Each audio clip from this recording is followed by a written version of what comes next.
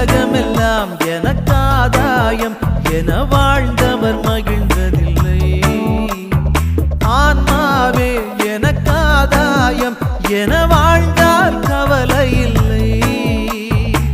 அழியும் செல்வம் சேர்ப்பதா அழிய ஆன்மாவை காப்பதா? அழியும் செல்வம் சேர்ப்பதா அழிய ஆன்மாவை காப்பதா?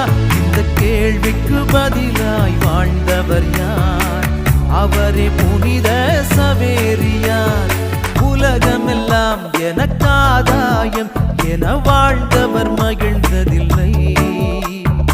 ஆன்மாவே எனக்காதாயம் என